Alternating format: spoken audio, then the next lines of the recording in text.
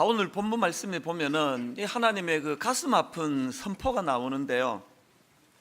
이 말씀의 배경이 이렇습니다. 지금 이스라엘 백성들이 홍해를 건너서 지금 젖과 꿀이 흐른다고 하는 약속의 땅 가나안을 향해 지금 행진하고 있는 와중인데요. 오늘 본문 바로 앞에 어떤 사건이 있었냐면은 이스라엘 백성들이 하나님을 배신하고 이제 금송아지 우상을 만들어 숭배하는 악한 짓을 저지릅니다. 이제 이런 일이 있은 바로 직후에 이제 오늘 본문에 하나님의 그 선포가 나오는데요. 본문 출애굽기 33장 3절 한번 보십시오. 어떤 선포를 하시느냐? 너희를 젖과 꿀이 흐르는 땅에 이르게 하려니와. 근데 약속은 지키시겠다는 거예요. 근데 약속은 지키는데 그러나 나는 너희와 함께 올라가지 아니하리니. 이 말씀이 참 이게 충격적이고 또 가슴 아픈 선포 아닙니까? 지금 하나님께서 내가 약속을 지켜 너희를 젖과 꿀이 흐르는 땅에 이르게 하는 일은 내가 하겠지만 그러나 나는 너희와 함께 올라가지 않겠다. 이 선포는요, 그야말로 이스라엘 백성들과의 그 관계 단절, 그 절교 선언 아닙니까? 이 지금 하나님이 어떤 심정으로 이런 말씀을 하셨는지는 1절을 봐도 충분히 느낌이 옵니다. 본문 1절을 보기 전에 먼저 출애굽기 20장 1절에 보면은 이런 그 하나님의 그 진노가 노여움이 있기 이전에 어떤 말씀을 하시느냐? 하나님이 이 모든 말씀으로 말씀하여 이르시되 나는 너를 애굽 땅 종되었던 집에서 인도하여 낸 너의 하나님 여호와니라.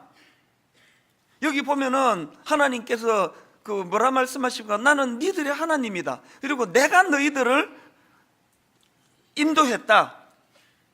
그런 말씀을 하시는데 오늘 1절 말씀을 보니까 여호와께서 모세에게 이르시되 너는 네가 애굽 땅에서 인도하여 낸 백성과 함께 여기를 떠나서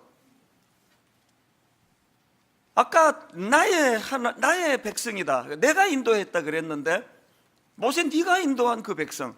또 7절에도 같은 내용이 나옵니다. 여호와께서 모세에게 이르시되 너는 내려가라. 네가 애굽 땅에서 인도하여 낸 네 백성이 부패하였도다. 하나님과의 관계가 단절되기 전에는 난 니들의 하나님이다. 내가 니들을 인도했다. 그렇게 말씀하셨는데 이제 모세의 백성이다. 모세가 인도했다. 이런 말씀을 주시면서 3절에서 이제 나는 너희와 함께 올라가지 아니하리니 이런 말씀을 선포하시니까 이게 참 그 많은 생각을 하게 만들더라고요. 이거 자식을 키워본 부모라면 이게 어떤 심정인지 뭐 충분히 느끼실 수 있을 겁니다. 부모가 맨 마지막에 할 수 있는 말이 이거 아닙니까? 내가 너 뭐 낳았으니까 내 책임은 져야지 당연히. 너 버리지는 못하겠지만 그러나 네 마음대로 살아라. 그건 난 네하고 상관없다. 그 뭐 호적에서 파기야 하겠니? 그러나 난 너 나하고 별 상관없다고 난 생각한다. 이런 선포가 지금 일어난 거 아닙니까? 제가 그 지난 연말에 이 본문 말씀을 여러 차례 읽고 묵상하고 몇 주 동안 참 새해를 바라보면서 이 말씀을 선포해야 되겠다 준비하면서 마음이 그 두렵고 불안했던 게 뭐냐면은 지금 이게 딱 오늘 우리 한국교회 상황 아닙니까? 이게 분명히 그 저분을 보면은 예수 믿는 거 확실해요. 그럼 오늘도 뭐 딴 데 안 가고 또 여기 오시잖아요. 분명히 저 크리스찬 맞아요. 그런데 하나님의 임재를 느낄 수 없는, 그 하나님 임재가 뭔지, 하나님의 이끄심이라는 게 뭘 말하는지 전혀 모르는 분들이 너무 많은 현실 아닙니까? 목사가 설교하고 또 다락방에서 또 믿음 있는 분이 간증하면 저게 뭔 소리 하는지 어렴풋이는 알겠는데 나는 저걸 경험해 본 적이 없는 이런 상태에 빠진 사람들이 지금 양산되고 있는 현실 아니겠습니까? 그래서 제 마음이 두려운 거예요. 분명히 가나안으로 인도함 받는 그 예수 믿는 사람 분명히 맞는데 이 하나님과의 관계 단절, 뭐 교회도 마찬가지예요. 뭐 구색 다 갖추고 있다고 교회가 아니에요. 이 하나님과 이 관계가 단절이 되어 있는 교회가 그게 어떻게 교회겠냐고요. 이것이 저를 참 두렵게 만들었는데요. 여러분, 구약에 이런 그 하나님과의 관계 단절, 교제 단절의 상태를 오래 방치했다가 망한 인물, 또 망한 시대가 있지 않습니까? 엘리 제사장. 사무엘상 3장 1절에 보니까 아이 사무엘이 엘리 앞에서 여호와를 섬길 때에는 여호와의 말씀이 희귀하여 이상이 흔히 보이지 않았더라. 이걸 방치해 놔가지고 망한 그 인물과 또 그 가문이 그 엘리 제사장 가문 아니냐고요. 이거 방치하시면 안 됩니다. 새해 첫날 여러분, 제가 이 3장 1절 말씀을, 오늘 본문의 이 말씀을 가지고 정말 여러분에게 내가 도전하고 싶은 게 뭐냐? 자, 하나님이 여러분한테 네 둘 중에 하나 택해라. 응? 둘 중에 하나 택할 그 기회를 주마. 우리는 사지 선택에 익숙해가지고 이지 선택은 이 선택을 잘 못하는 게 정상이 좀 있지만, 이제 여러분 둘 중에 하나 한번 택해 보세요.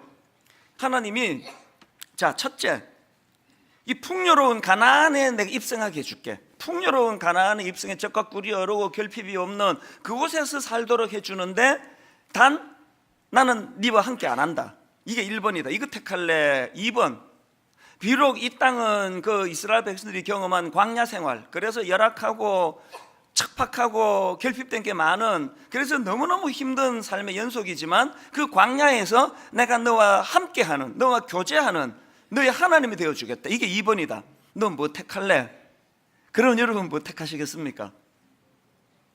뭐 교회니까 다 2번이라고 그러시겠지만 속내는 집에 가서 얘기하겠죠. 사실 여러분, 끊임없이 세상이 우리를 유혹하는 게 1번 택해라는 거거든요. 그 결핍이 없대잖아. 적과 꿀이 흐른대잖아.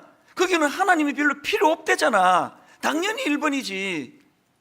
여러분, 작년 한 해 우리가 겪었던 유혹을 정리하면 다 너 1번 택해라, 1번 택해라, 이 유혹이에요. 그러나 여러분, 우리 2번 택해야 돼요. 왜 그런지 아십니까? 좋은 사례가 있는데요, 시편 63편 1절을 보십시오. 하나님이여, 주는 나의 하나님이시라. 내가 간절히 주를 찾되 물이 없어 마르고 황폐한 땅에서 내 영혼이 주를 갈망하며 내 육체가 주를 앙모하나이다. 이게 지금 2번의 상태에 빠진 분이 쓴 시인데, 이 시는 다윗이 쓴 시예요. 자료를 보니까 지금 다윗이 사울 왕에게 쫓겨가지고 도망가 광야로 지금 도망간 상태다, 이렇게 그 분석하는 글이 있고요. 그런가 하면은 지금 이 상태는 자기 아들 압살롬이 왕이 된 다윗인데요, 자기 아들 압살롬이 쿠데타를 일으켜요. 그래서 아들의 쿠데타를 지금 절망적으로 겪으면서 목숨 부지하겠다고 지금 도망가 있는 상태, 그걸 배경으로 썼다. 뭐 설이 두 가지가 있더라고요. 뭐 어느 쪽이든 상관없습니다. 한 가지 확실한 건 뭐예요? 세상에 가장 비참한 상태예요. 그리고 지금 자기가 처한 광야의 상태를 어떻게 묘사합니까? 시편 63편 1절에서 이렇게 말합니다. 물이 없어 마르고 황폐한 땅에서 너무너무 힘든 거예요. 그 광야에서 지금 마실 물이 지금 없다. 이건 뭐 얼마나 이거 힘들고 괴로운 상태냐고요. 그런데 그런 열악한 상황이지만 그럼에도 불구하고 1절 다시 한번 보세요. 하나님이여, 주는 나의 하나님이시라. 내가 간절히 주를 찾되 물이 없어 마르고 황폐한 땅에서 내 영혼이 주를 갈망하며 내 육체가 주를 앙모하나이다. 이게 2번 아닙니까? 상황은 너무 열악한데 하나님과 의지하는, 하나님과의 교제가 이루어지고 하나님께 부르짖을 수 있는 상태예요. 여러분, 왜 우리가 1번이 아니라 2번을 택해야 되는지 아십니까? 여러분이 시편 63편 1절의 상태가 왜 우리에게 필요한가 하면은, 이게 왜 축복인가 하면은 4절을 보십시오. 이름으로 나의 평생의 주를 송축하며 주의 이름으로 말미암아 나의 손을 늘리이다. 지금 광야에서도 찬양이 나오고 있네요. 그 다음 7절에도 보십시오. 주는 나의 도움이 되셨음이라. 내가 주의 날개 그늘에서 즐겁게 부르리이다. 그 열악한 광야에서도 즐겁대요, 기쁘대요. 그러면 되는 거 아닙니까? 제가 여러 번 말씀드렸잖아요. 우리 신학생들이 저를 좀 부러워해요. 어이구, 이찬수 목사는 그냥 저렇게 좋은 교회에서 사역도 하고 뭐 대단하다 그러고 저를 좀 부러워해요. 그리고 또 실제로 또 하나님 앞에서 누리는 게 참 많습니다. 그런데 한번 생각을 해보세요. 막 모든 사람들이 저를 과장스럽게 잘못 아셔가지고 이찬수 목사님 존경할 분이다, 너무 귀하다, 사랑한 분이다, 막 그렇게 모든 분들이 저를 칭송한다 하더라도요, 내가 지금 우울하고 기쁘지 않고 행복하지 않으면 그게 남의 칭찬이 무슨 소용이냐고요. 분당 우리 교회가 막 세계적으로 유명한 교회라 치자고요. 치자고요예요. 막 우리 교회가 막 세계적인 교회가 됐다 치자고요. 그 담임 목사라 그래서 막 모든 신학생이 다 부러워한다 치자고요. 내가 안 행복하면은 그게 무슨 소용이에요. 맨날 우울하고 막 불면증이 오고 막 화가 자꾸 나고. 지금 왜 우리가 이분을 택해야 되느냐고요? 현실적으로 상황은 열악한 광야예요. 물이 없어 마르고 황폐한 땅이에요. 막 결핍이 너무 많아요. 근데 거기 보니까 본인이 손을 들어 주를 찬양하고 내가 주의 날개 그늘에서 즐겁게 부르리이다. 본인 행복하면 되는 거 아닙니까? 새해에는 하나님 안 계신 가나안을 추구하는 어리석은 인생이 아니라 비록 열악한 광야지만 여러 가지 결핍이 많아 목이 마르는 현실이지만 그러나 하나님과 함께하는 광야 생활이기에 여호와는 나의 목자시니 내게 부족함이 없으리로다. 그렇게 고백하는 그 인생길로 나아가게 되시기를 바랍니다. 그렇기 때문에요, 오늘 본문에서의 이 하나님과의 이 관계 단절, 이거 방치하시면 안 됩니다. 어떻게 하면은 이런 하나님과의 관계 단절을 피할 수 있을까? 또 거기에 지금 빠져 있더라도 어떻게 하면 벗어날 수 있을까? 여러분, 제가 오늘 본문을 택한 이유가 바로 그건데요, 하나님이 친히 말씀해 주세요. 이런 하나님과의 관계 단절의 그 고통을 벗어날 수 있는 대안이 있다. 하나님 친히 말씀해 주시는데 그게 5절에 나와 있습니다. 5절을 보십시오. 여호와께서 모세에게 이르시기를 이스라엘 자손에게 이르라 너희는 목이 곧은 백성인즉 내가 한순간이라도 너희 가운데 이르면 너희를 진멸하리니. 그리고 대안을 가르치십니다. 너희는 장신구를 떼어내라. 너희는 장신구를 떼어내라. 그리하면 내가 너희에게 어떻게 할 것인지 정하겠노라 하셨습니다. 이 조금 그 생뚱맞은 그 대안 아닙니까? 지금 이 하나님과의 관계 단절을 피할 수 있는 대안이 그 장신구를 떼어내라. 장신구 뭔지 아시죠? 그 몸을 치장하는 그 우리 한복에도 보면은 뭐 이런 장신구를 그 장식을 달고 그러지 않습니까? 이 몸 치장하는 장신구를 떼내는 게 대안이라는 거예요. 이 참 생뚱맞습니다. 그냥 뭐 100일 금식 기도를 해라라든지 뭐 성경을 한 100독 그러면 그 납득이 가겠는데 지금 하나님과 관계해보고 이 장신구 몸에 옷에 붙어있는 장신구 떼내는 거가 무슨 상관이냐 하는 거예요. 제가 이 의미를 오늘 좀 살펴보려고 하는데요, 하나님께서 왜 그 장신구를 떼어내라 이게 대안이다 그러시는가 하면은요, 자, 몇 가지 정리를 해드리겠습니다. 장신구를 떼어내라시는 그 하나님의 명령의 의미, 첫째 의미가 뭐냐? 죄의 불씨를 제거하라는 뜻이에요. 이게 무슨 의미냐? 제가 바로 앞에 지금 이스라엘 백성들이 금송아지 우상을 만드는 죄악을 저질렀다 그러지 않았습니까? 그 과정을 기록한 출애굽기 32장 2절에 보니까 재료가 바로 그 장신구네요. 자, 보십시오. 아론이 그들에게 이르되 너희의 아내와 자녀의 귀에서 금고리를 빼어 내게로 가져오라. 모든 백성이 그 귀에서 금고리를 빼어 아론에게로 가져가매 아론이 그들의 손에서 금고리를 받아 부어서 조각칼로 새겨 송아지 형상을 만드니 그들이 말하되 이스라엘아 이는 너희를 애굽 땅에서 인도하여 낸 너희의 신이로다 하는지라. 그들이 신으로 삼기로 한 금송아지 우상이 장신구에서 만들었단 말이에요. 그 하나님이 이 장신구를 떼어내라는 이 말씀에는 또다시 우상 숭배에 빠지지 않도록 불씨를 제거하라는 거 아닙니까? 하나님과의 관계가 회복되기를 원하십니까? 여러분을 자꾸 하나님과의 관계를 깨뜨리고 우상을 만들고자 하는 이런 유혹의 여러 손길들 앞에 그 불씨를 제거해야 된다. 불씨를 제거.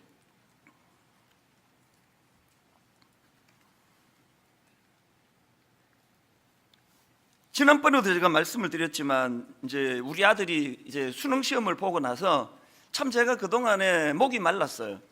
이 대학 입시 때문에 이 기독교 세계관 교육, 또 가치관 교육, 신앙 교육 이런 걸 제대로 할 수가 없어 가지고요. 요즘에는 제가 이제 많이 이제 얘를 가르치려고 애를 쓰고 있습니다. 지난 금요일 저녁에도 계속 집에서만 하면은 막 하여튼 목사 아빠를 만나가지고 잔소리를 많이 듣는다고 그럴까봐 이번에는 내 거금을 투자해가지고 정말 제가 고급 레스토랑에 데리고 갔어요. 그리고는 막 거의 한 80%는 자기 다 먹고 난 20% 한 얻어먹는 정도 수준으로 해서 그렇게 분위기를 잘 띄워주고 기분 좋게 만들고, 그리고는 이제 좋은 커피숍에 가가지고 오래 이제 대화를 나눈, 뭐 저 혼자 말하는 대화였습니다. 제가 이제 무슨 얘기를 했냐면, 야, 너 그 입시 하지만 그건 일도 아니다. 이제 본격적인 유혹이 지금부터 시작된다. 얼마나 어려운지 아니? 세상은 지금 네가 하나님의 멋진 사람이 되는 걸 얼마나 지금 집요하게 방해해서 너를 쓰러뜨리게 하려는지 아니? 그 유혹과 싸워야 된다. 그러면서 제가 무슨 얘기했냐면은, 너의 본격적인 유혹은 세상은 너를 중독자로 만드는 게 목표다. 스마트폰 중독, 영화 중독, 심지어는 이제 뭐 음란한 것들이 얼마나 너를 공격할지 모른다. 우리 다 그 거치면서 왔다. 이거 싸워야 된다. 불씨를 제거해야 된다. 아빠는 이렇게 많은 성도님들을 섬기는 목사지만 뭔 일할 때 핸드폰이나 일부러 떼고 가까이 안 간다. 그 집에 오면은 핸드폰을 할 수 있는 대로 내가 멀리 두려고 애를 쓴다.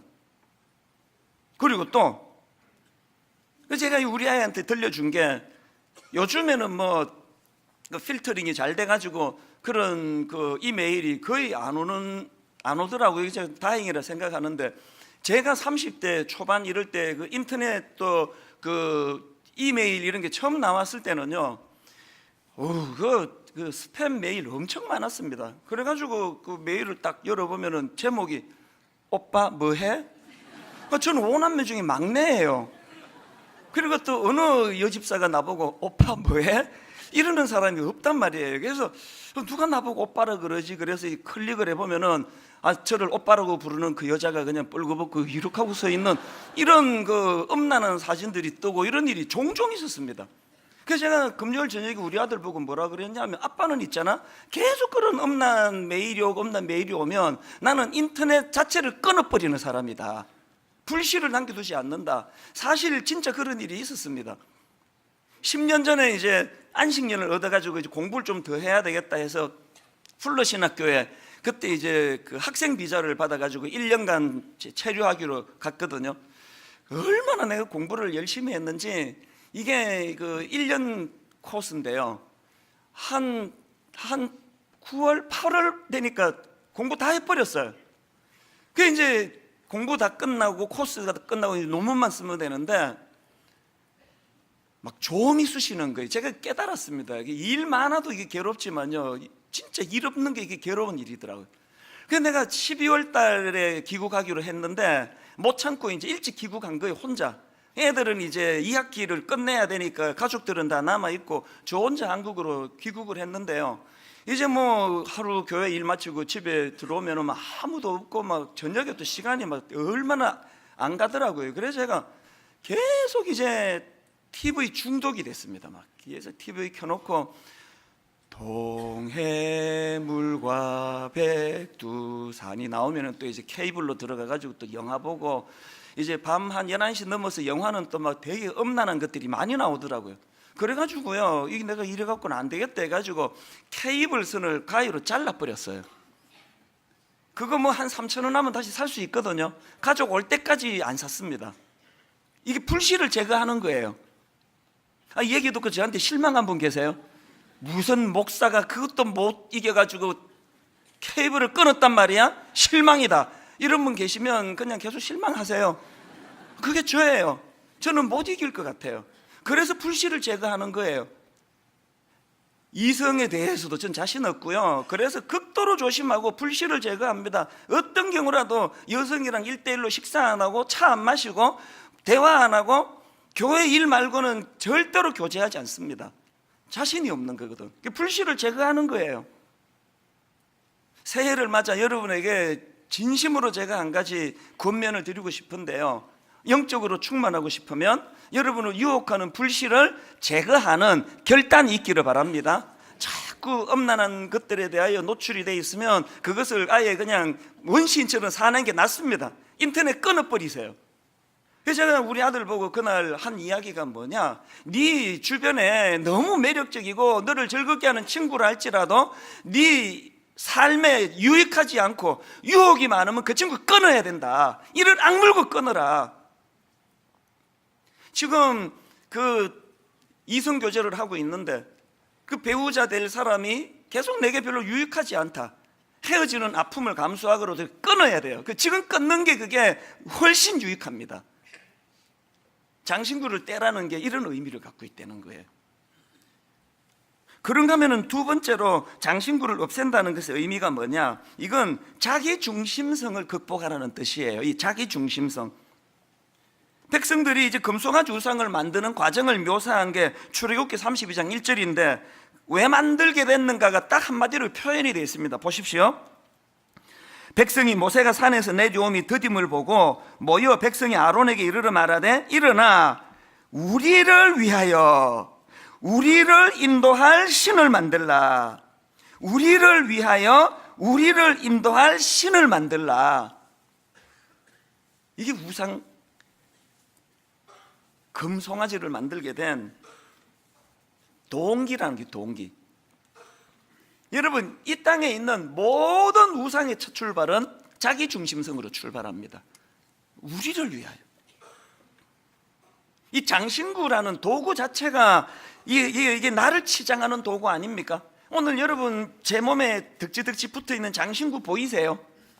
보이세요? 큰 교회 한답시고 그들먹거리는 장신구, 이름 조금 알려진 걸 어떻게 해서든 자랑하고 싶어 안달복달하는 장신구, 한 30년 가까이 목회한 경력을 드러내는 장신구, 이 나를 위한 이 모든 장신구를 다 떼야 된다는 거예요. 교회가 커졌지 내 인격이 커진 겁니까? 이 교회가 유명해졌지 그게 내 영성을 말해주는 겁니까? 그 쓰잘데없는 이 나를 위하여 있는 모든 장신구를 다 떼야 되는 거예요. 존 메가드 목사님이 쓴 책인데요, 복음을 부끄러워하는 교회, 이런 제목의 책이 있는데 그 책에 보면은 그 내리막길로 접어든 교회의 특징, 그 교회가 이제 영적으로 문제가 있고 교회가 내리막길로 접어드는 교회의 강력한 특징이 뭐냐, 이용자에게 친절한 교회, 시장지향적인 교회라는 특성이 있다는 거예요. 저 반성 좀 많이 했습니다.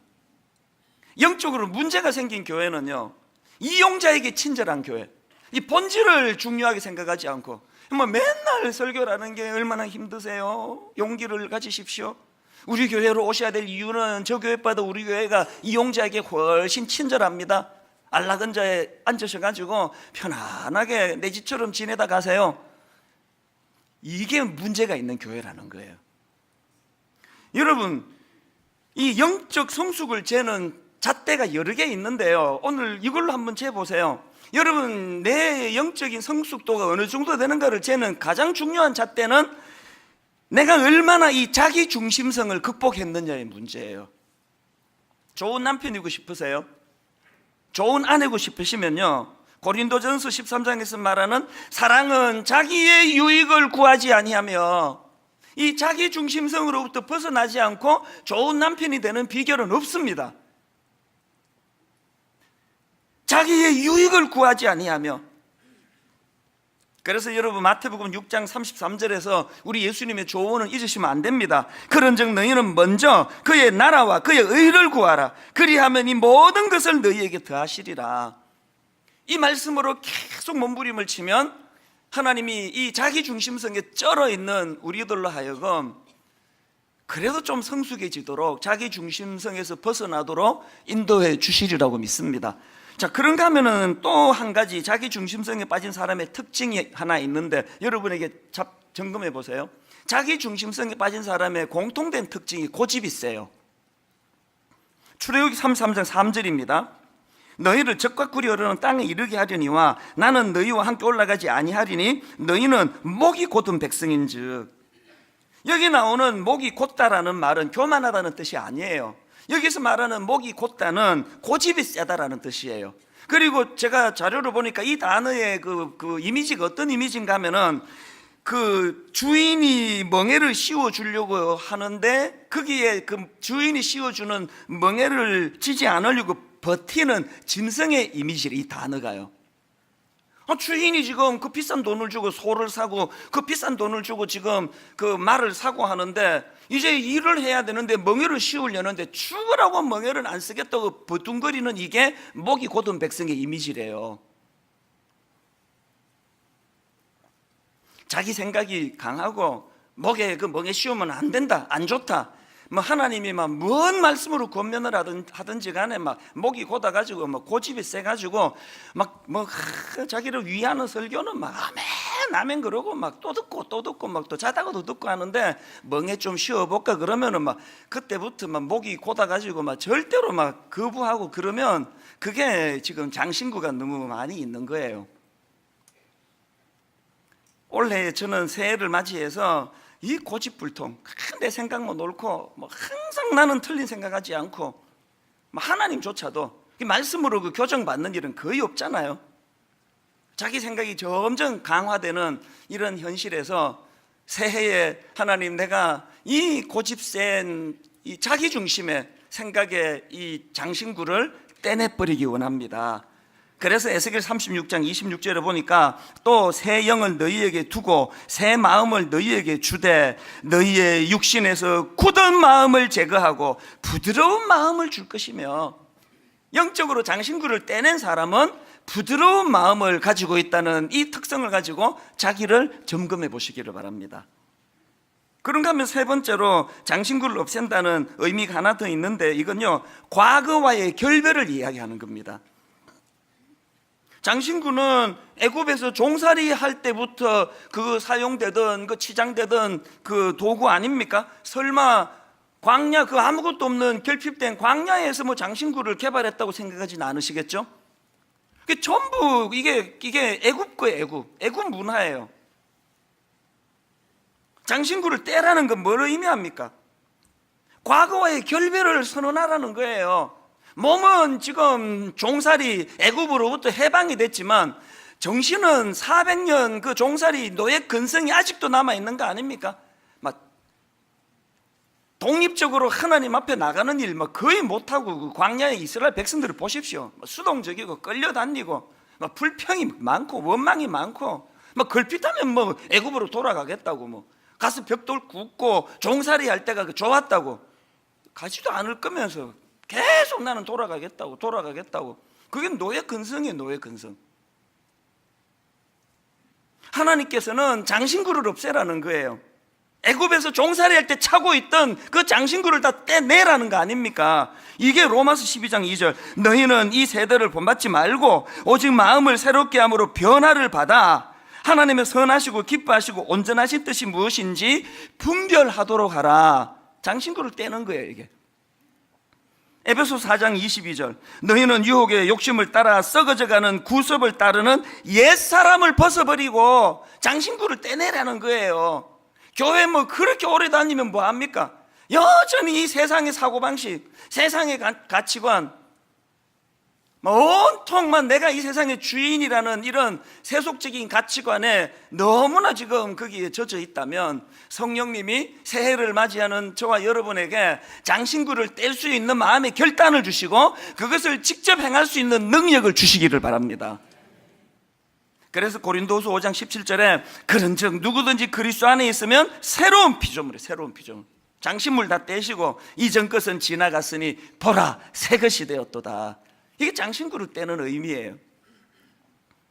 오늘 본문에 보면 그래도 이스라엘 백성들이 그 하나님의 말씀 앞에 반응을 보여요. 순종합니다.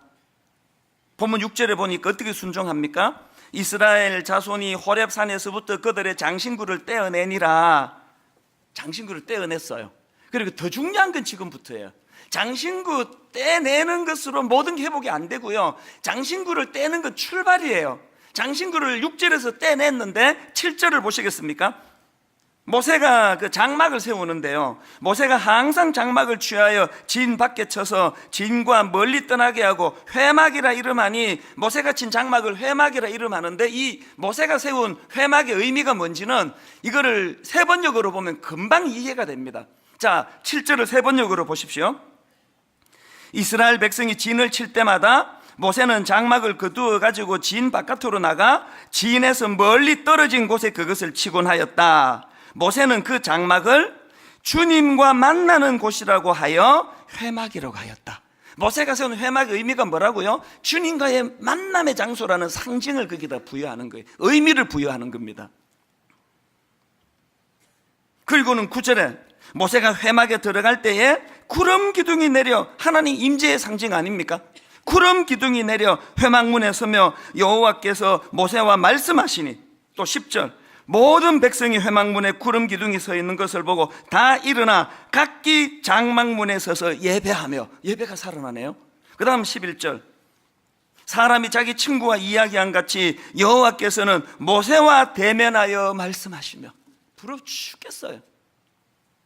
새해에는 저와 여러분이 다른 소원 말고 사람이 자기의 친구와 이야기함 같이 여호와께서는 모세와 대면하여, 사람이 자기의 친구와 이야기한 같이 여호와께서는 찬수와 대면하여 말씀하시며. 그뿐 아니라 7절을 다시 한번 보십시오. 모세가 항상 장막을 취하여 진 밖에 쳐서 진과 멀리 떠나게 하고 회막이라 이름하니 여호와를 앙모하는 자는 다 진 바깥 회막으로 나가며. 지금 모세가 주님과의 만남의 장소에 회막을 세워두니까 거기에 가는 사람들을 보니까 여호와를 앙모하는 자라. 여호와를 앙모하는 자. 이 앙모하다라는 이 단어를 찾아보면요, 기본 의미가 구하다, 청하다, 얻기 위해 노력하다, 이런 뜻을 가진, 기본 의미를 가진 단어예요. 그러니까 지금 이스라엘 백성들에게 회복된 게 뭐예요? 하나님에 대한 관심이 회복이 됐습니다. 하나님을 앙모했어요. 하나님을 구하기 시작했어요. 하나님께 청하기 시작했어요. 하나님과의 관계를 회복하기 위하여, 하나님에게 인격적으로 관계를 누리기 위하여, 그것을 하나님께 얻기 위하여 노력하기 시작했다는 거예요. 2019년도에는 여호와를 앙모하는 자는 다 진 바깥 회막으로 나아가며, 매 예배 때마다 여호와를 앙모하는 마음을 가지고 예배하러 오시는 여러분 되시기를 바랍니다. 주를 앙모하는 자 올라가 올라가 독수리같이. 앙모하는, 주님을 앙모하는 마음이 생기면 넘어졌는데 일어나게 됩니다. 독수리같이 창공을 향하여 날아가게 되는 거거든요. 여러분, 이 앙모하는 마음을 회복하는 게 왜 필요하냐? 이런 이스라엘 백성들의 변화에 하나님이 반응하시기 때문이에요. 자, 13절에서 모세가 이런 요청을 드립니다. 내가 참으로 주의 목전에 은총을 입어 싸우면 원하건대 주의 길을 내게 보이사 내게 주를 알리시고 나로 주의 목전에 은총을 입게 하시며 이 족속을 주의 백성으로 여기소서. 그랬더니 하나님 어떤 반응을 보이시느냐? 감격의 14절이에요. 여호와께서 이르시되 내가 친히 가리라. 나는 니들과 함께 안 하겠다 하신 하나님 아닙니까? 우상이나 만들고 말이야, 온 관심이 그냥 하나님에게 있지 않는, 난 니들과 함께 안 하겠다 하신 하나님인데, 그들이 돌이켜 회개하고 하나님을 앙망하는, 하나님을 앙모하는 그런 모습으로 바뀌니까 하나님이 여호와께서 이르시되 내가 친히 가리라. 그래서 여러분, 올 한 해 내내 품어야 될 성경 구절 하나 다음 주일날 이 교회 벽에 붙일 거예요. 야고보 4장 8절 하나님을 가까이 하라. 그리하면 너희를 가까이 하시리라. 하나님을 가까이 하라. 그리하면 너희를 가까이 하시라. 여러분, 우리 첫 주니까요, 한번 큰 소리로 선포해 보시겠습니까? 하나님을 가까이 하라. 그리하면 너희를 가까이 하시리라. 한 번 더요. 하나님을 가까이 하라. 그리하면 너희를 가까이 하시리라. 하나님을 가까이 하는 도구를 주보간주로 다 드렸습니다. 성경 읽으셔야 됩니다. 하나님을 가까이 하는 도구, 하나님 주신 성경 큐티 시작하셔야 됩니다. 말씀 읽으셔야 됩니다. 가정예배 회복시키셔야 됩니다. 다시 한번 저를 따라 선포해 주시겠습니까? 하나님을 가까이 하라. 하나님을 가까이 하라. 그리하면 너희를 가까이 하시리라. 결론을 맺습니다. 제가 올 연초에 그 아는 목사님에게 그 이순신 장군 이야기를 들었는데 참 감동적이었습니다. 그 내가 어렴풋이 알고 있었던 것 같은데요.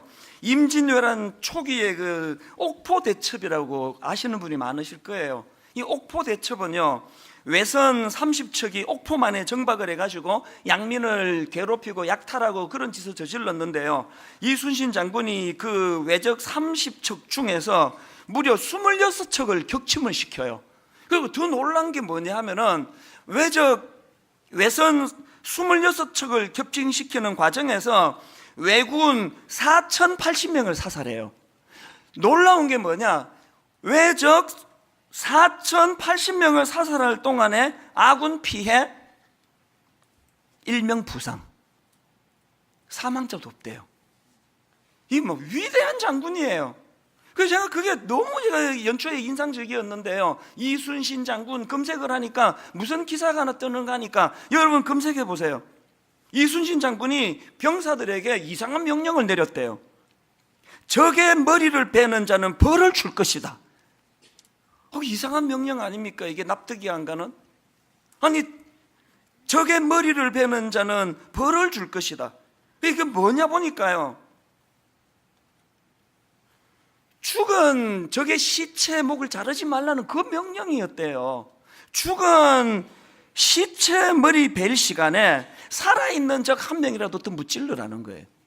이게 지금 장신구를 제거하라는 그 말씀하고 제가 왜 이게 연결이 됐느냐, 장신구는 비본질이에요. 여러분, 여기 붙어 있는 장신구가 내 존재는 아니에요. 이거 떼도 상관없습니다. 막 이찬수 목사가 막 큰 교회 한다고 떠벌리고 다니는 그거 내 본질이 아니에요. 트럭 몬다고 내 거인이 아닙니다. 그 비본질이에요. 그 죽은 그 외적 목 자르는 거 나 100개 잘랐다, 그 소용없는 짓이에요. 본질을, 살아있는 적을 공격하라는 거 아닙니까? 여러분, 새해를 맞이해서 이 비본질, 장신구는 비본질의 상징이에요. 있어도 되고 없어도 되고 오히려 광야 생활이 그 주장스러워요. 오히려 그 비본질을 다 떼내고 그 죽은 외적 목 100개 잘랐다 자랑하는 이런 거 하지 말고 전투력을 가지고 주님과 더불어서 영적인 전쟁에서 승리하는 저와 여러분 되시기를 바랍니다. 장신구를 떼셔야 됩니다. 죄의 불씨를 제거하셔야 되고 자기 중심성을 극복하셔야 되고 과거와의 결별을 선언하셔야 합니다. 이사야 40장 31절, 오직 여호와를 앙망하는 자는 새 힘을 얻으리니 독수리가 날개치며 올라간 같을 것이요 다른 박질하여도 곤비하지 아니하겠고 걸어가도 피곤하지 아니하리로다. 여호와를 앙망하는 마음을 가지고 승리하는 귀하고 복된 새해가 되시기를 주님 이름으로 축원합니다. 오늘 여러분 첫 설교 찬양, 부흥. 이 땅의 황무함을 보소서. 하나님, 이 시대가 엘리 제사장 같은 시대입니다. 하나님의 말씀이 들리질 않습니다. 아버지, 이렇게 영적으로 어두운 시대였지만 모세는 하나님과 더불어 친구와 대화하듯 친밀감을 가지고 하나님과 아름다운 교제를 나누었다면 우리가 이것 회복하는 모세 같은 많은 인물이 나오는 그게 부흥입니다. 기왕의 아버지, 제가 그런 각성이 일어나기를 원합니다. 사모하면서 우리 부흥 하나님 앞에 찬양하는데요, 이 땅의 황무함을 보소서. 이 땅의 황무함을 보소서. 하늘의 하나님, 긍휼을 베푸시는 주여, 우리의 죄악 용서하소서. 이 땅 고쳐주소서. 사모합니다. 이제 우리 모두 하나 되어 장신구나 떼버리고 이 땅에 무너진 기초를 다시 쌓을 때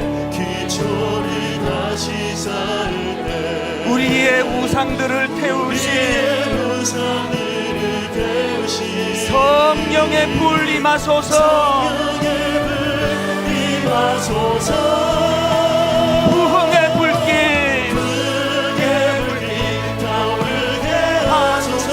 진리의 말씀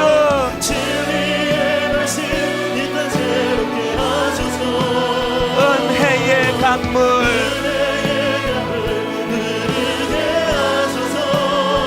성령의 바 바람, 이제 불어와 오 주의 영광 가득한 새날 주소서. 오 주님 나라 이 땅에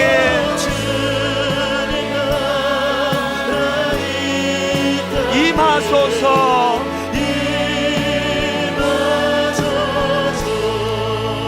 여러분 새해 첫 예배예요. 이거 회복하셔야 돼요. 소망을 회복하는 게 신앙생활입니다. 여러분 홍해를 건너는 그 가슴 벅찬 경험이 있으시잖아요. 뒤에서 적들이 죽이려고 달려들 때, 앞에 홍해가 가로막혀 있을 때 이제 끝났다, 애국 군대에게 우리는 이제 죽었다, 그럴 때 하나님의 기적의 홍해를 걷는 경험을 다 누리셨잖아요. 오랜 한국교회의 패배의식, 교회는 부흥이 안 된다, 교회는 전도가 안 된다, 누가 그러던가요?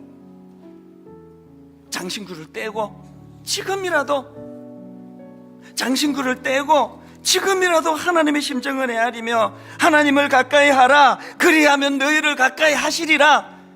하나님을 가까이 하라, 그리하면 너희를 가까이 하시리라. 아버지, 이 하나님의 소원을 제가 이루어드리기 원합니다. 우리 결단하면서 한 번 더 다 자리에서 일어나셔서 선포하며 나가기 원합니다. 이 땅의 황무함을 보소서. 이 땅의 황무함을 보소서. 하늘의 하나님, 긍휼을 베푸시는 주여, 누구를 탓하지 마세요. 우리의 죄악 용서하소서. 이 땅 고쳐주소서. 이 일을 위하여 우리 모두가 다 이제 우리 모두 하나 되어 힘있게 선포하십시오. 이 땅에 무너진 기초를 다시 쌓을 때, 우리의 우상들을 태우신 성령의 불 임하소서. 마음의 소원을 가지고 선포합니다. 부흥의 불길 타오르게 하소서. 진리의 말씀 이 땅 새롭게 하소서. 은혜의 강물 흐르게 하소서. 성령의 바람 이제 불어와. 소원합니다. 오 주의 영광 가득한 새날 주소서. 오 주님 나라 이 땅에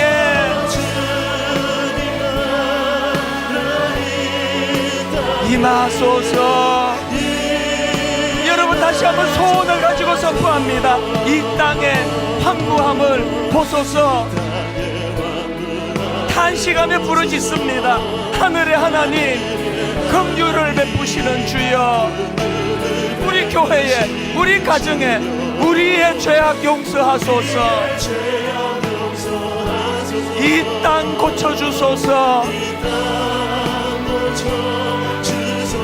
회복을 갈망하며 이제 우리 모두 하나 되어 이 땅에 무너진 기초를 다시 쌓을 때, 회복을 갈망하며 우리의 우상들을 태우신, 선포하십시오. 성령의 불 임하소서. 부흥의 불길,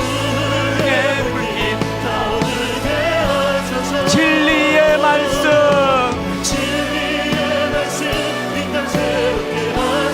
은혜의 강물, 성령의 바람 이제 불어와. 오 주의 영광 가득한 새날 주소서. 여러분 꿈꾸며 찬양하십시오. 오 주님 나라 이 땅에 임하소서.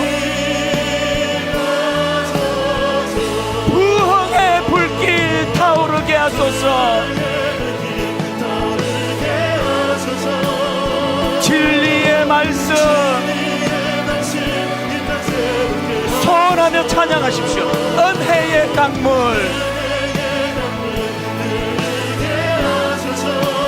성령의 바람 이제 불어와. 오, 주의 영광 가득한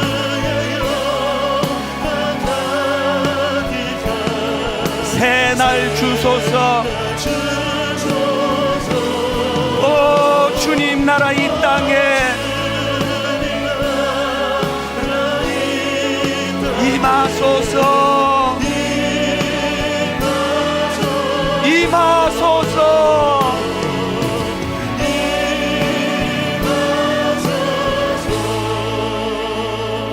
여러분 그거 아십니까? 가장 큰 변질은 소망이 사라지는 거예요. 사모함이 없어지는 거예요. 가장 나쁜 게 뭔지 아세요? 교회에 아무런 기대감 없이 오는 거예요. 오늘 그렇게 오신 것처럼 아무런 기대감 없이 교회에 오는 게 가장 악한 거예요.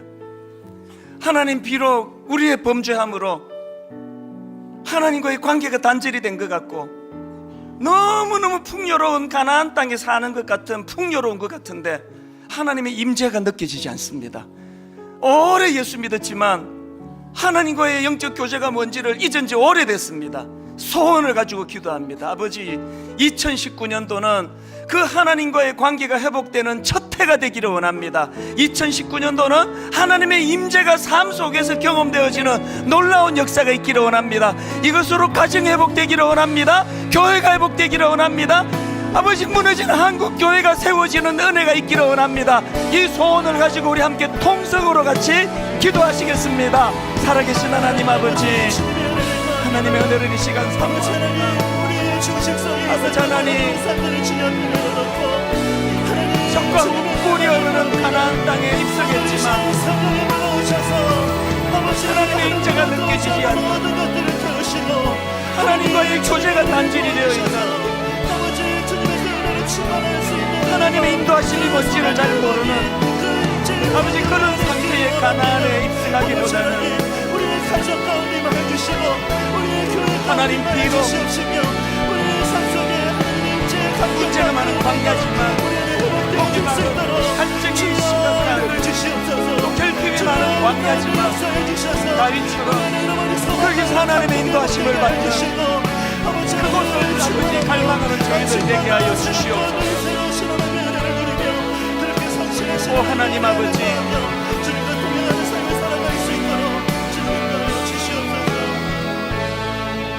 하나님 아버지, 이 풍요로운 현실, 이 세상 속에서 60년대 70년대 어른들은 꿈도 꾸지 못했던 풍요를 누리고 살아가면서 이렇게 갈증을 느끼고 이렇게 허하고 이렇게 비어있는 것 같은 공허한 이런 삶을 사는 시대도 없었던 것 같은데, 아버지 하나님, 너무나 풍요로운 적과 꿀이 흐르는 가나안에 하나님의 임재가 느껴지지 않는, 하나님의 인도가 없는 그곳이 바로 지옥입니다.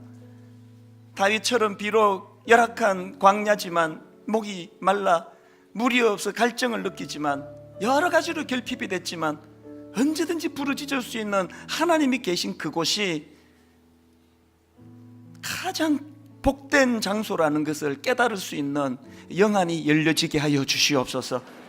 아버지, 이 쓰잘데없는 장신구 붙들고 아무것도 아닌 이 허상의 장신구에 스스로 속고 남도 속이면서 오래 아버지 영적으로 침체했던 저희들 불쌍히 보시고 오늘 결단하며 이 허상의 장신구를 떼버릴 수 있는, 이미 죽은 적들 목 자르면서 나는 왜군 100명을 내가 목을 잘랐다고 하는 그 거짓의 그 허상의 장신구에 놀아나는 것이 아니라 하나님, 오늘도 진실되게 하나님 손을 붙잡고 그분과 교제하고 동행하며 2019년도는 내 영적인 충만함이 부어지는 한 해였노라고 고백할 수 있는 그 길로 저희들을 인도하여 주시옵소서.